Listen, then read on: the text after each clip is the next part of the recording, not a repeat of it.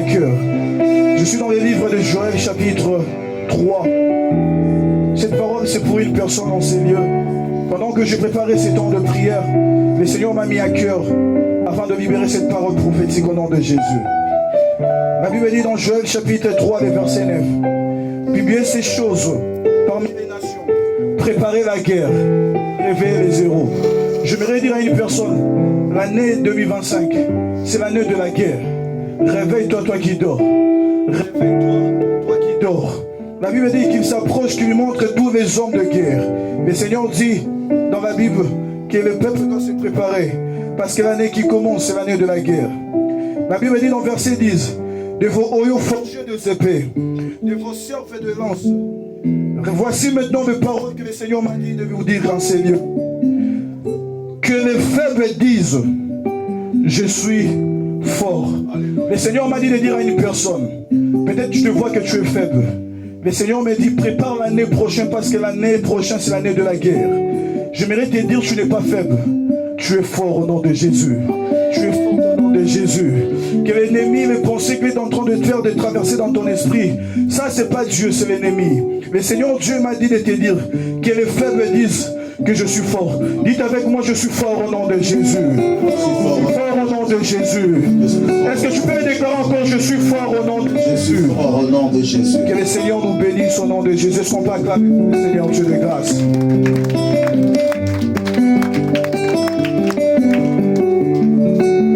Est-ce que tu peux encore continuer à acclamer le Seigneur Jésus-Christ? Gloire à l'Éternel. J'attends que la dernière personne puisse acclamer le Seigneur. Et vérifie bien que tu es en train d'acclamer Jésus.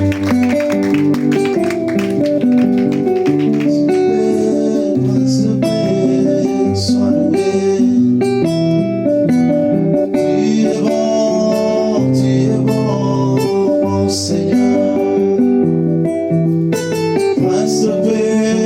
Prince de paix, sois loué. Tu es bon, acclame au rythme de ce cantique. Prince de paix, sois loué, sois béni. Tu es bon, mon Seigneur. Prince de paix, sois loué, sois béni.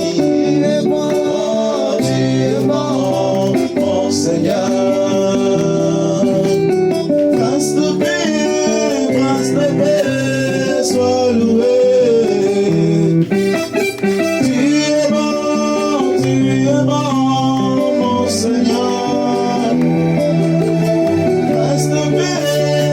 Prince de paix,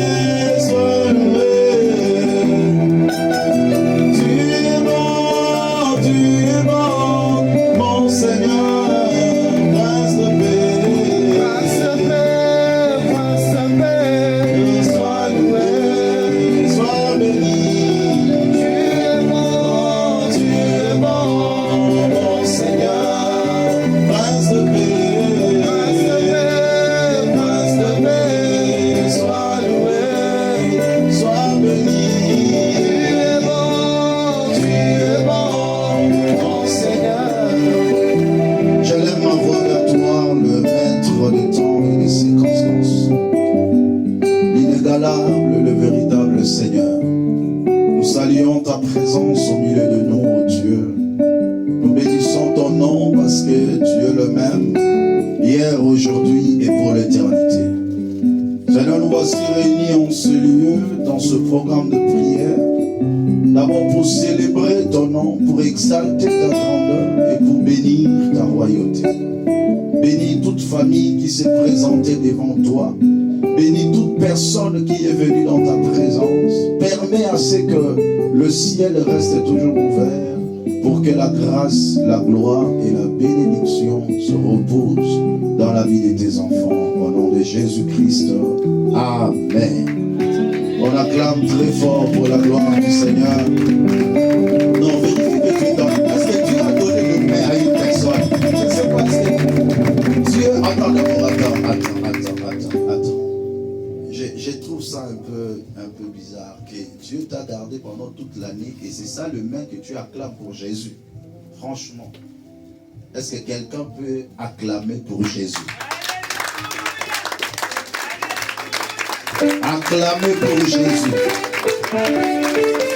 Comment on acclame Jésus? Comment on acclame Jésus? On acclame Jésus en étant debout. Comment on acclame? Non, Jésus, on l'acclame pas comme ça. Non. Acclame pour Jésus. Alléluia. Gloire à l'éternel Dieu. Gloire à l'éternel Dieu. Gloire à l'éternel Dieu. Gloire à l'éternel. Merci. Saluons-nous les uns les autres avec amour et avec joie. Déclare une parole de bénédiction pour ton frère, ta soeur. Dis-lui que tu es béni, tu es heureux parce que tu es là. Cet après-midi, nous rendons grâce à Dieu de nous avoir accordé le souffle de vie. Amen. Psaume chapitre 139, versets 14 à 16. Psaume chapitre 139, versets 14 à 16. Suivez-moi très bien et soyez avec moi. Je veux résumer vraiment mon message pour une grande bénédiction pour une personne qui est venue cet après-midi. Amen. Amen. Vous avez appris le sujet de notre message, c'est l'écrit de la prédestination. L'écrit de la prédestination. Ou j'allais dire, vivre l'écrit de sa prédestination.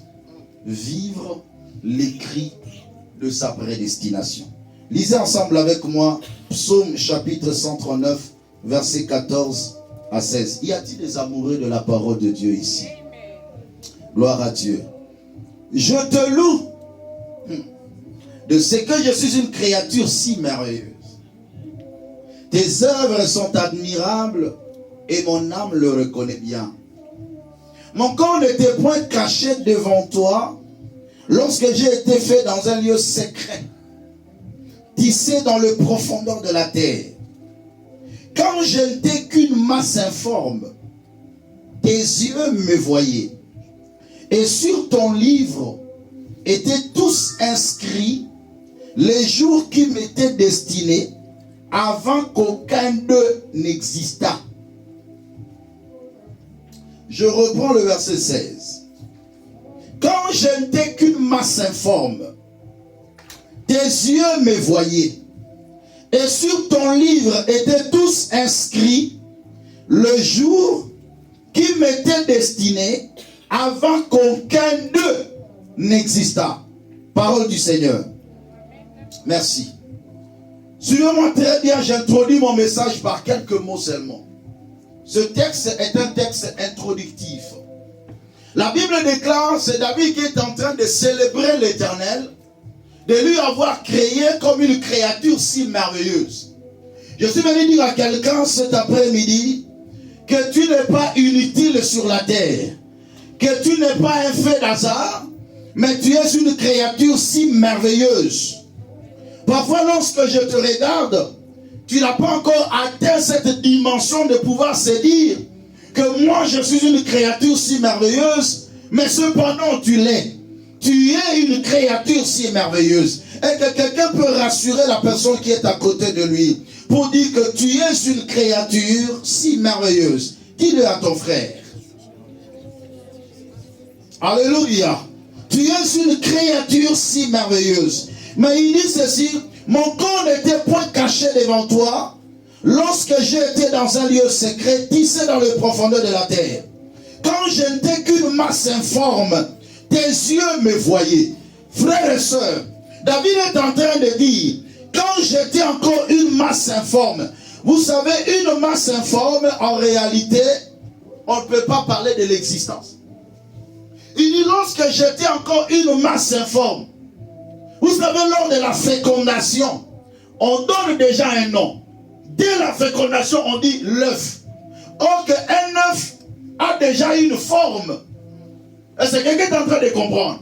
Mais David est en train de dire, lorsque j'étais encore une masse informe en réalité, ça n'existe pas encore. Mais il dit, tes yeux me voyaient. Mais je me pose la question, qu'est-ce que Dieu voyait? Parce que la personne en réalité n'existait pas encore. Mais Dieu le voyait. Pendant qu'il était encore une masse informe. Mais l'œil de Dieu était sur lui. Je suis venu dire à quelqu'un, avant que tu puisses exister, Dieu te connaissait déjà.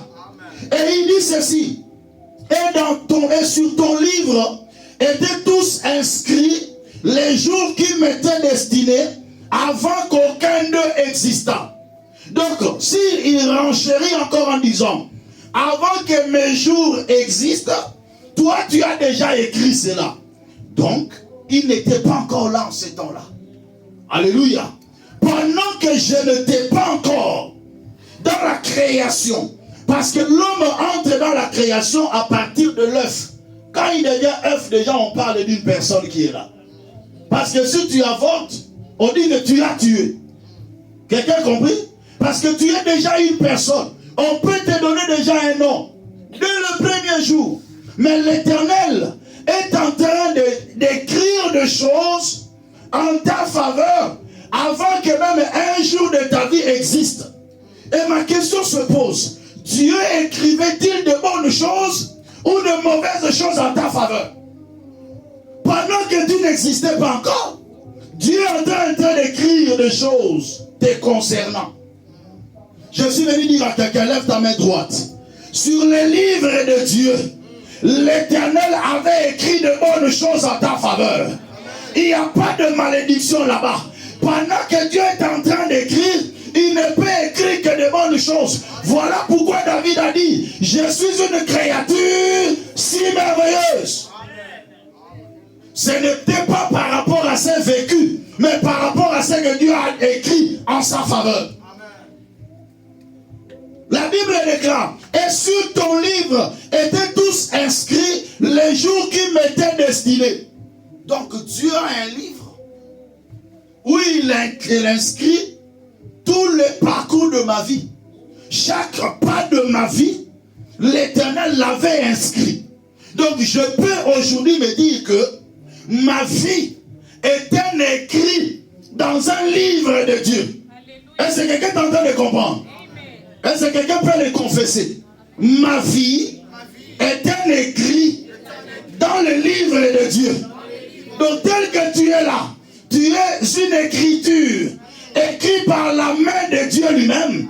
Ta vie est le reflet de ce qui a été écrit par Dieu. Est-ce que quelqu'un est en train de comprendre? On va entrer maintenant en profondeur de ces choses et vous allez comprendre beaucoup de choses. Retenez une chose, que dans le livre de Dieu est tous inscrits le jour destiné de ta vie. Avant qu'aucun d'eux n'existât, Dieu avait déjà écrit des choses en ta faveur. Et je suis venu prophétiser aujourd'hui que tu vivras à la lettre tout ce que l'Éternel avait écrit en ta faveur. Non, je prophétise encore sur ta famille. Ta vie et ta famille vivra tout ce que l'Éternel avait écrit en votre faveur. Vous savez, si le monde même dit que les paroles s'en vont, les écrits restent. Mais Dieu et la parole et les écrits restent. Quand il parle, il avait déjà écrit avant de parler. Alléluia. Il écrit avant de parler. Et quand il parle, l'accomplissement est plus qu'une évidence. Alléluia. Dieu commence d'abord par écrire avant de parler. Avant que Dieu ne prophétise, il avait déjà écrit. Et ce qu'il avait écrit, personne ne peut l'effacer. Mais ce que le diable a écrit, Dieu peut l'effacer.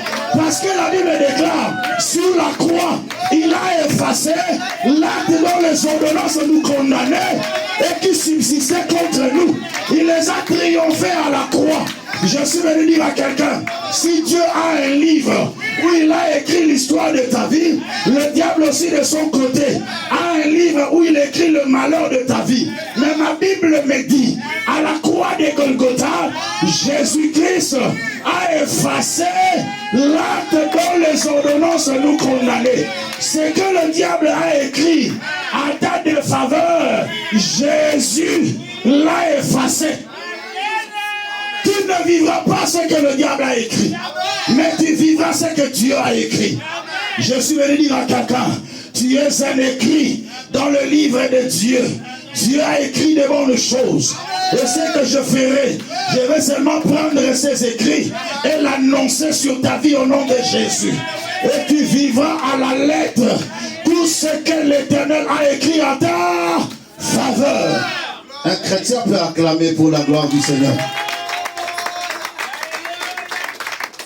L'homme, un écrit dans le livre de Dieu. Ne gaspille pas tes larmes pour tes photos d'aujourd'hui. Car tu ne seras pas la même personne. Vous savez, l'écrit de l'homme dans la Bible est semblable à une photo prophétique. Parce que Dieu, quand il écrit, parfois il met aussi des photos. Il met la photo prophétique. Il est en train de caricaturer l'avenir de l'homme. Mes enfants seront la tête et non la queue. Il a déjà caricaturé. Il y a déjà une photo prophétique. Mais ce que tu vis aujourd'hui, c'est une photo réelle qu'on voit aujourd'hui. Mais laisse-moi te dire, tu vas corroborer, tu vas être similaire à ta photo prophétique.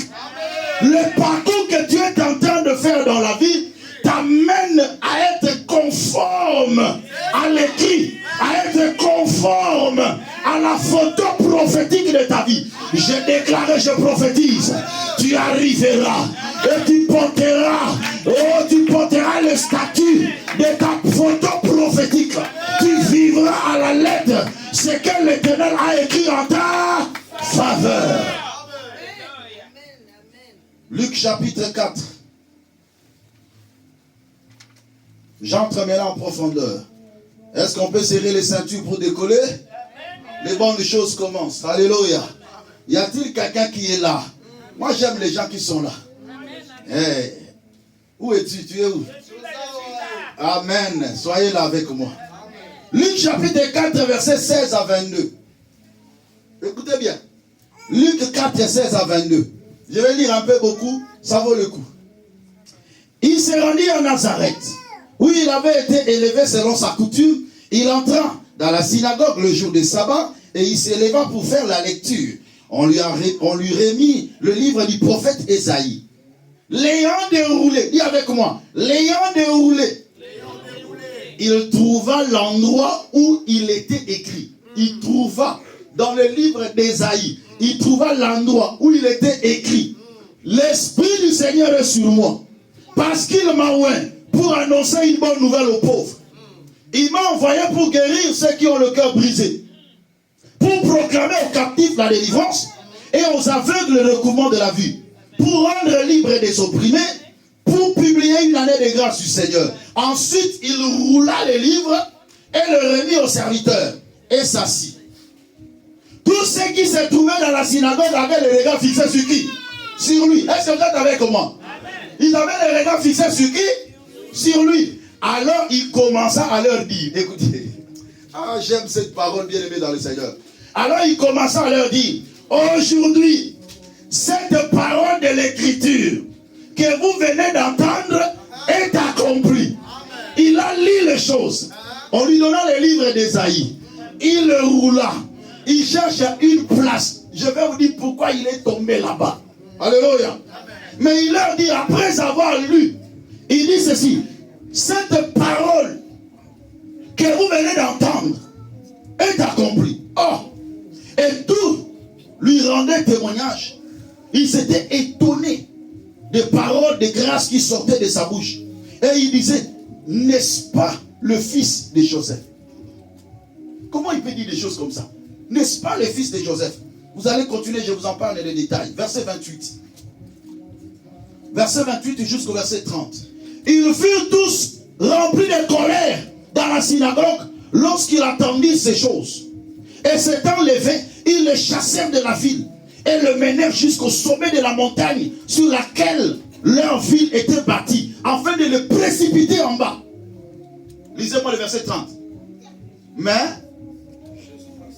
allez-y, lisez. Mais Jésus passa au milieu d'eux et s'en alla. Est-ce que vous êtes avec moi?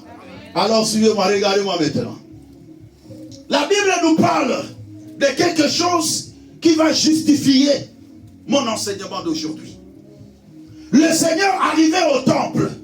On lui remet le livre d'Ésaïe. Il déroula le livre. Il a déroulé. Il trouva une place. Mais la place où il trouva, il y avait un écrit en sa faveur. C'est-à-dire, ce que le Seigneur avait lu là, ça lui consternait. Est-ce que quelqu'un comprend bien? Donc, il prend là où il y avait sa page. Je vais dire à quelqu'un, chacun de nous a une page dans le livre de Dieu. Oh, tu n'as pas compris. Je dis que tu as ta page dans le livre de Dieu. Si le livre de Dieu est comme ça, chacun de nous a quoi? A sa page. Toi, tu peux être page 50. Moi, je peux être page 100. L'autre page 200. Mais quand on déroule, celui qui est sur la page 50 reçoit avant. Celui qui est sur la page 100 reçoit après. Et après la page 150. Mais celui qui est sur la page 50 ne reçoit pas ce qui a été prévu pour celui qui est sur la page 100. Je suis venu dire à quelqu'un, quand quelqu'un est béni avant toi, dis gloire au Seigneur, parce que c'est sa page. Moi aussi ma page arrivera. Je suis venu dire à quelqu'un, n'envie pas les autres, ton tour va arriver. Ne te donne pas la peine quand les autres prospèrent. Ils ne te dépassent qu'en ancienneté. Ils ne te dépassent qu'en ancienneté.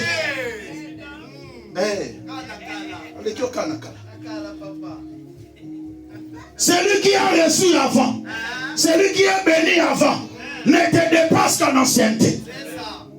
Parce que toi aussi tu as ta page. Et le jour où ta page va arriver, tu vivras aussi ta bénédiction. Mais comment tu envies l'autre? Dieu te réserve de grandes choses. Dieu te réserve une forte gloire. Mais pourquoi envier l'autre? Dis merci Seigneur, parce que c'est sa page qui est arrivée. On est en train de dérouler. On est en train de dérouler. Ma page aussi va arriver. Pendant que le Seigneur déroulait, il trouva sa page. Et il lit à haute voix ce que le concernait.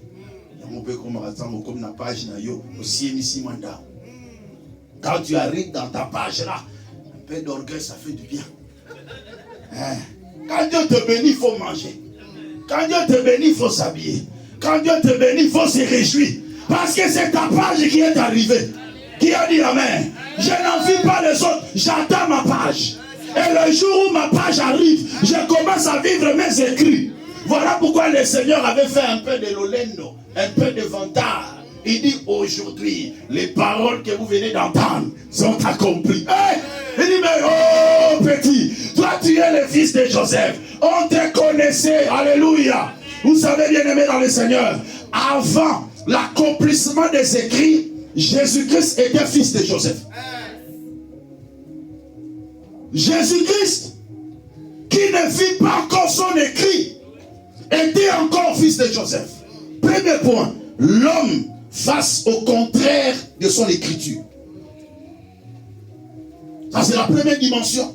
La dimension de l'homme face au contraire de son écriture. Il y a des moments où ta vie sera le contraire de ce qui a été écrit en ta faveur. Jésus-Christ, cela est arrivé aussi dans sa vie. Depuis la naissance jusqu'à l'âge de 29 ans, il vivrait le contraire de ce qui a été écrit en sa faveur. Il était encore le fils des charpentiers. Il pouvait faire aussi un peu de banc, un peu de chaise. Il accompagnait son papa. Alléluia. Il avait un peu son tablier avec des habits de menuisier. C'est quelqu'un qui est en train de comprendre. On l'appelait le fils des charpentiers. Ah, il était là. Il était là, bien aimé, calmement. Jésus-Christ, le créateur. Mais il était là. Parce que pourquoi? Il ne vivait pas encore l'accomplissement de son écriture. Quand tu ne vis pas encore l'accomplissement de ton écriture, les gens peuvent t'ignorer. Les gens peuvent te rejeter. Les gens peuvent t'abandonner. Les gens peuvent tout faire. Pourquoi? Parce que tu ne vis pas encore ton écrit. Tu vis le contraire de ce qui a été prévu en ta faveur. Mais bien aimé dans le Seigneur, à l'âge de 30 ans, il entra maintenant dans le temple. Ils ont vu quelqu'un qui avait le tablier, qui était fils de Joseph. Mais quand il entre dans le baptême, il retourne à la maison. Il entre dans la maison avec les habits de charpentier, mais quand il sort avec des habits sacerdotaux, l'identité a changé. Il entre dans le temple, il lit la parole de Dieu. Il dit aujourd'hui, cette parole s'est accomplie. Après, qu'est-ce qu'il fait? Il ferme, il leur remet. Ta vie est une écriture, mais qui est scellée face à tes ennemis, ouvert face à ceux qui sont des porteurs de ta bénédiction. Le Seigneur, avant de remettre, il a fermé. Lui-même, il ouvre. Mais quand il devait remettre ça, il ferme. Parce que c'est ma page. Ça doit être dans la discrétion. Dans la haute discrétion de Dieu.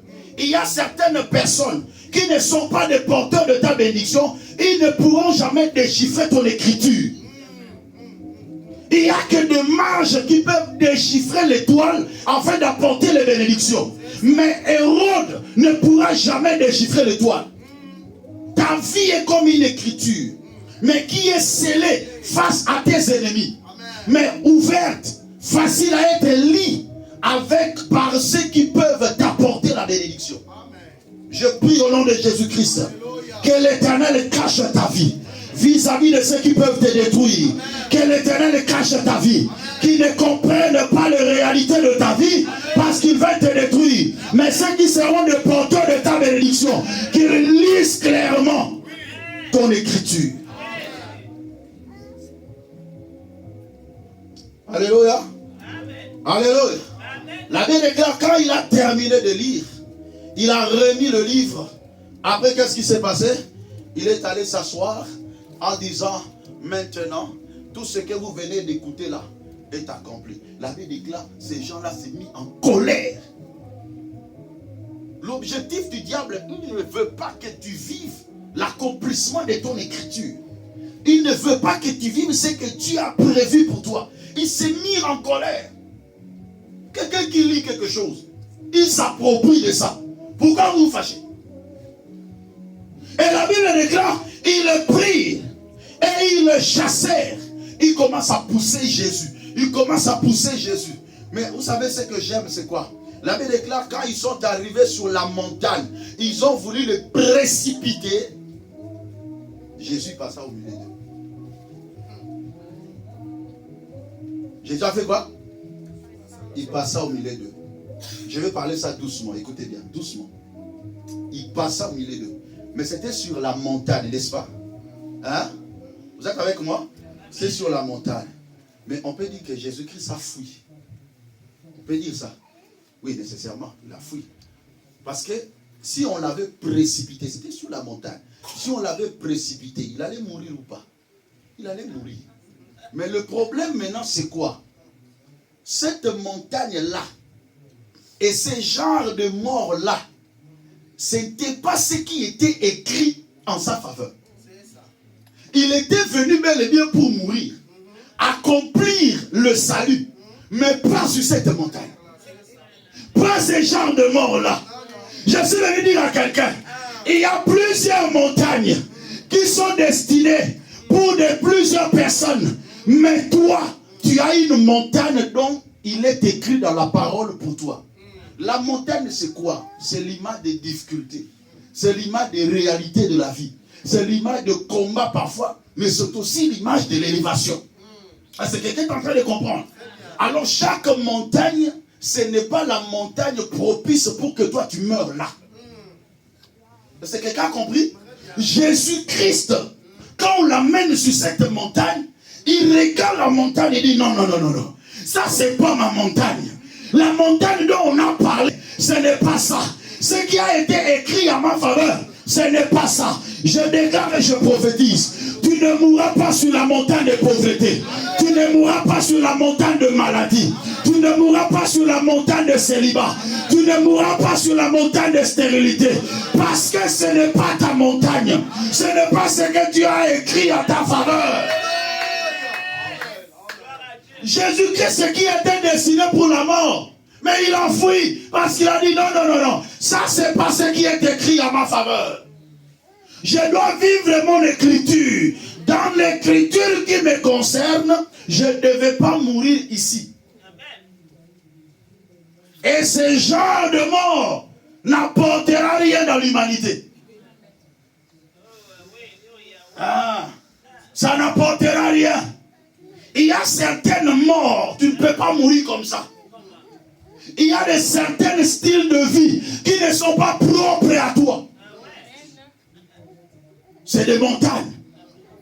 Si ce n'est pas écrit pour toi comme ça, refuse cette montagne. Jésus a quitté le ciel pour venir mourir. Mais il dit pas ce genre de mort. Ce qui a été écrit à ma faveur, mais pas ça. Nous savons que nous tous nous allons mourir. Nous le savons. Mais dans quelles conditions? Je refuse de mourir pauvre. Je refuse de mourir malheureux. Je refuse de mourir dans l'abandon. Je refuse ça. Parce que ce n'est pas ce qui est écrit à ma faveur. David a dit, j'étais jeune, j'ai vieilli, je n'ai pas vu le juste abandonné de Dieu. Ni ta postérité maintenant le bien. Je déclare, je confesse, je ne mourrai pas en laissant mes enfants manier le pain. Qu'est-ce qui est écrit en ta faveur? Refuse toute montagne qui n'incarne pas ton écriture. Refuse ça. Je ne mourrai pas dans cette montagne. Jésus a refusé. Parce que dans cette montagne, il n'y a aucune écriture qui a parlé de ça. Aucune écriture. Ce qui était prévu dans la Bible, ce n'est pas ça. Le genre de mort que le Seigneur devait mourir, ce n'est pas ça. Ce n'est pas Golgotha. Jésus-Christ dit non, non, non, non, non, non. Ce n'est pas Golgotha. Il a vérifié que cette montagne, ce n'est pas Golgotha. Il a été écrit à ma faveur que je mourrai à Golgotha. Mais ça, ce n'est pas Golgotha. Pourquoi? Parce que Golgotha, ce n'est pas un lieu d'humiliation. Mais Golgotha, c'est la montagne de la victoire. Mais ici, c'est l'humiliation. Les deux sont des montagnes. Mais cette montagne, c'est l'humiliation. Cette montagne n'apportera rien dans la vie de mon peuple. C'est à Golgotha. Parce qu'il y a une signification. Le lieu du crâne. Alléluia. À Golgotha. Jésus-Christ regarde, il dit, dans cette montagne, il n'y a pas de brigands. Parce qu'il est écrit dans la loi, il est écrit dans la parole de Dieu, il sera mis à mort au milieu de deux malfaiteurs. Jésus regarde, il n'y a pas de malfaiteurs ici. Il n'y en a pas. Il n'y a pas ce qui a été écrit à ma faveur. Alors ici, je ne mourrai pas. Qui a dit Amen? Autre élément, il a bien déclaré, maudit soit quiconque est pendu au bois. Quand il est venu, il devait porter la malédiction de la croix pour que nous tous nous soyons bénis. Mais il regarde dans cette montagne, il n'y a pas la croix ici. Non, non, non, non, non, non, non, non, non. Je ne mourrai pas ici. Parce que ici, il n'y a pas la croix du bois. Il n'y a pas la croix du bois.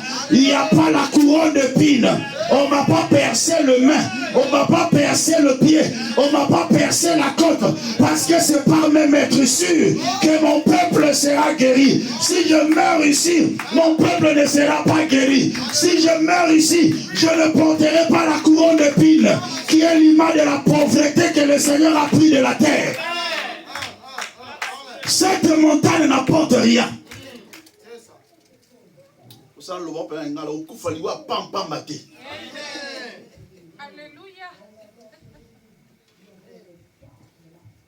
Alléluia. Le Seigneur a vérifié. Il dit non, non, non, non, non, ça c'est pas ma montagne. La Béréka, il passe ça au milieu d'eux. Tout l'amour ici. Alléluia. Il dit je ne peux pas mourir ici. Je ne peux pas. Ce n'est pas ma montagne. Regarde ton frère, la pauvreté n'est pas ma montagne. Est-ce que tu peux dire à celui qui est à côté de toi, cette maladie n'est pas ma montagne. Cette stérilité n'est pas ma montagne. Ce célibat n'est pas ma montagne. Je ne mourrai pas dans cette condition. Je mourrai dans une heureuse vieillesse. Hey, je serai rassasié de jour. La vérité, même dans ta vieillesse, l'Éternel te rassasiera de bien. Oh Seigneur, la montagne de maladie n'est pas ma montagne. Peu 2025, je vais monter sur ma montagne. La montagne de l'élévation, la montagne de la grandeur. Ce qui a été écrit à ma faveur, c'est ce que je vivrai. Je ne mourrai pas. Je vivrai et je raconterai les œuvres de l'Éternel. Je n'ai pas encore raconté les œuvres de Dieu. Je ne peux pas mourir. Mes enfants n'ont pas encore raconté les œuvres de Dieu. Je ne mourrai pas. Jésus qui était venu pour mourir, mais il dit, mais pas ce genre de mort.